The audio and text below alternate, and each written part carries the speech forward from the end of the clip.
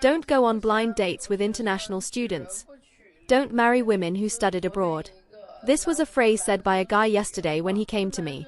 This guy works in a large company in Shenzhen, with an annual income of at least 30K. And he's under 30. You could say he's very successful. But he said this in our group. And basically he meant that women who study abroad have very high standards.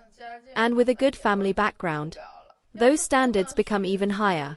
If it's a woman studying something academic or artistic, then it's practically over, because they have a lot of fun abroad.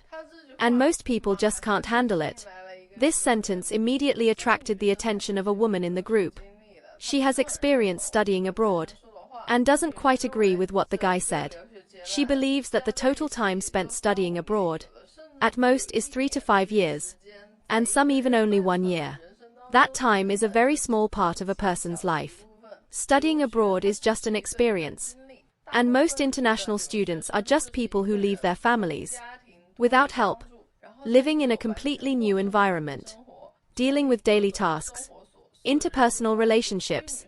That's why she believes that women who studied abroad become more independent, think more maturely, and are more prepared to start a family. So who do you think is more right? Follow Wenzi and find love soon. Yesterday, a girl born in '88 came in, a student who studied abroad in the US. Her situation is really good.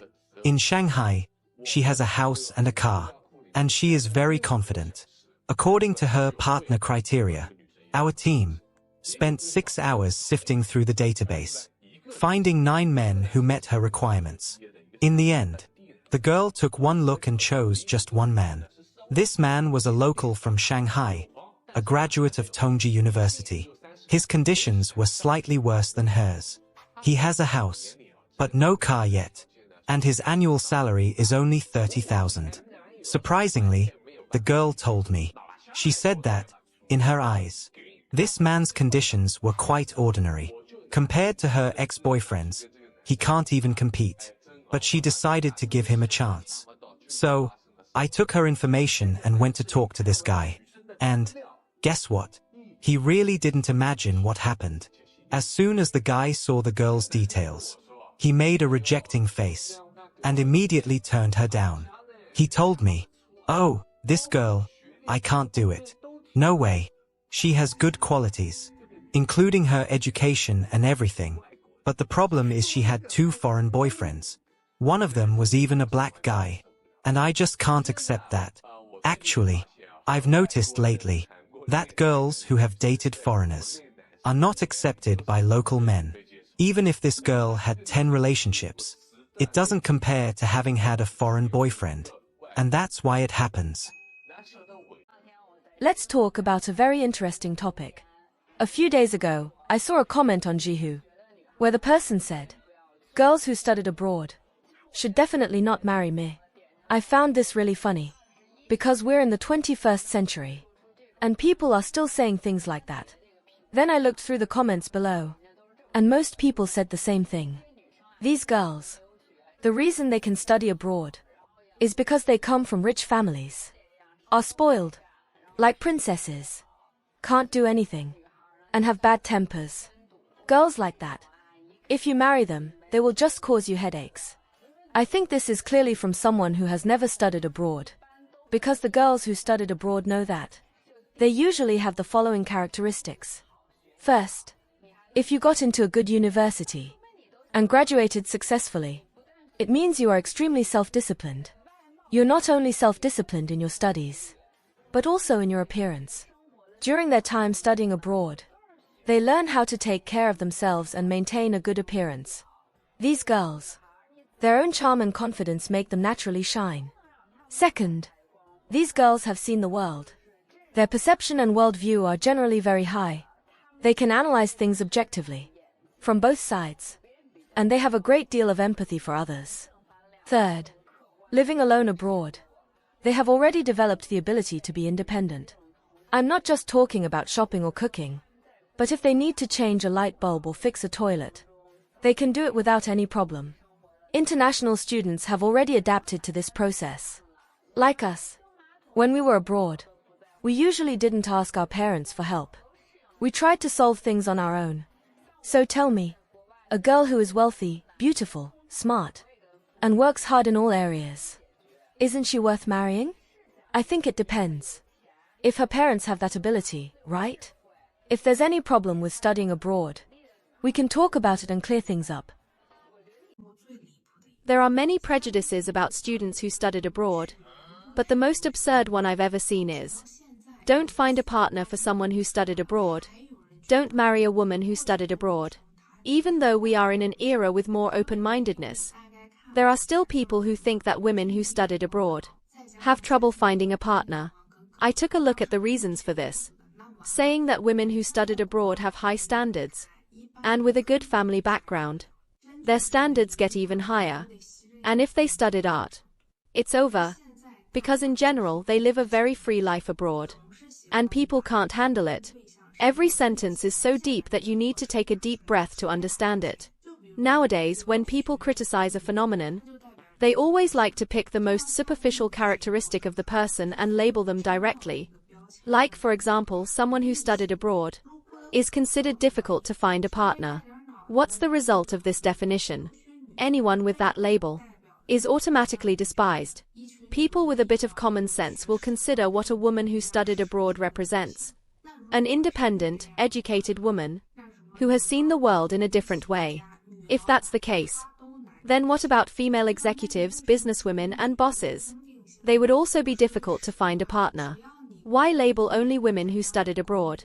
To be honest, if you didn't stay to work there after graduation, the entire study abroad period totaling 3 to 5 years, or even just 1 year, really only represents a very small part of your long life. Because after briefly experiencing a different culture, would you forget who you really are? It's rare for someone to do that. But studying abroad is indeed a unique experience. You leave your family, you're away from help, and you have to deal with everyday tasks and interpersonal relationships. This in itself is a form of growth. And with the addition of academic knowledge, you become a more well-rounded individual. And going back to the issue of finding a partner, how low are a person's ambitions? To choose someone inferior to spend the rest of their life with? After studying abroad, there will be a difference between you and your peers of the same age. So spending more time looking for someone suitable is completely normal.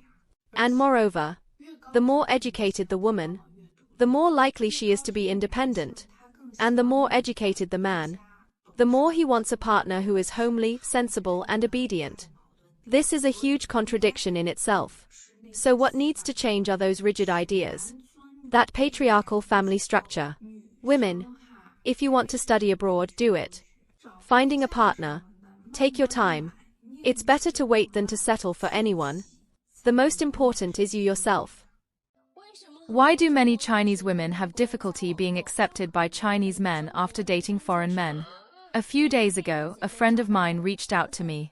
Her conditions were excellent. A master's degree, studied abroad, returned to China, born in 1995 in Beijing, owns a car and a house, and her parents both work in state-owned enterprises. She said her material demands were not high, and her only strict criterion was that the guy should be handsome and 1.80 m tall. I found a guy for her in the comments. He looked a bit like Wang Hedi, graduated from Xinhua, local from Beijing, earning about 200,000 yuan a year, but he didn't have a car or house yet. She said that his conditions were far worse compared to her ex-boyfriend, but she was willing to give him a chance. So I contacted the guy, and guess what happened? As soon as he saw her profile, he directly rejected her. He said that although she came from a good family and was beautiful, the fact that, during her time studying abroad, she had been with 2 foreign men, one of them being black, was something he couldn't accept. Actually, I've noticed that, nowadays, Chinese men generally can't accept their girlfriends having been involved with foreign men. Even if the girl has had 10 relationships with Chinese men, it doesn't compensate for her having dated a foreign guy. I'm wondering, why is that? Any guys here know the reason? Please leave a comment below. If a girl in the United States meets a potential partner like this, please advise her to break up immediately. To all the parents who are investing in their children's education, anyone who can send their child to study in the United States is truly a successful person. When children become adults, dating is almost an inevitable topic. But in highly competitive places, love and people's feelings are always quite complex, especially in high-cost cities like New York and Los Angeles, which further filter out those with absolute financial power. The most chilling thing is that some children who seem educated and well-mannered, before going abroad, were advised by their parents to create a false appearance, with the goal of going to school and finding a good marriage prospect, even potentially securing financial stability for the family. You could also understand that many newly adult children have already gone through so-called socialite emotional training courses, learning to manipulate and play with the emotions of less mature children. So, for the mental, emotional, and financial health of the children, what are the points that can help them filter out and stay away from these people? First, a good piece of advice is still to look for someone who is socially and economically compatible. Second, sometimes love may be more important than social compatibility. So if a child meets someone with a less favorable family background, how can we reduce the chances of mistakes? One effective way is to see if this child has the ability to support themselves. In the United States, especially in cities like New York and Los Angeles, the cost of living is extremely high. So those who can support themselves well have usually spent a lot of time and effort improving themselves, rather than spending most of their time thinking about shortcuts that harm others. Lastly, parents must always remind their children, when getting to know someone and starting a relationship, to be patient, spend time together, because in such a complex place, everyone has a first layer of packaging, and time is the best test for that packaging. Why do I say that after a woman dates foreigners, it becomes very hard for local boys to accept it? Yesterday, a girl came into the store. She was a student from the US. Very pretty, with a very good background, living in Hada, had a car and a house, and a very strong sense of superiority, according to her own standards. We spent almost 3 hours screening material from our resources. However, she only stayed for about 10 minutes, and chose only one guy. This guy was a graduate from the class of 950. His overall conditions were superior to this guy's. The difference was small. She had a house, but still didn't have a car. And her monthly income was good, about 30,000 a month. She told me that she thought this guy was very average, compared to her ex-boyfriends. He was miles away. However, she was willing to give him a chance. So, I took the girl's information and went to talk to the guy. When he saw her profile, he immediately rejected her. He said that the girl was beautiful, successful, with good looks and education. But the problem was that she had had 2 foreign boyfriends while studying abroad. One of them was a black guy, and he just couldn't accept that. I realized that nowadays many local boys, generally, do not accept that their girlfriends have had relationships with foreigners. Even if it's a woman who has had a social relationship, they can't accept that she dated a foreign guy. Do you know why this happens? One of the most common issues I see in Chinese communities when researching this topic is questions about the lives of international students, especially whether they're as chaotic as some people describe online. There's a lot of talk about cheating, risky behavior, and even superficial relationships. So to clear things up, I want to share my perspective based on what I see around me. Anywhere in the world, whether abroad or here, there's always a mix of good and bad. No place is perfect. However, when it comes to international students, many end up falling into these situations because, unfortunately, they are misled. They get caught up in a game they don't fully understand. What stands out the most is how many young women get involved in behaviors that can be described as out of control. This often ties back to the newfound freedom they experience when they go abroad. Many of these young women arrive in a foreign country and for the first time have complete autonomy. Before, their parents controlled everything. education, finances, you name it. But once abroad, they gain more freedom, and the money they receive from their parents further fuels this lack of boundaries situation. This, combined with the immaturity that's common in this age group, makes it tempting for many to experiment with everything: parties, casual relationships, and the idea of exploring all that is available to them. It's that famous, "if I have the chance, I'll take it" mentality.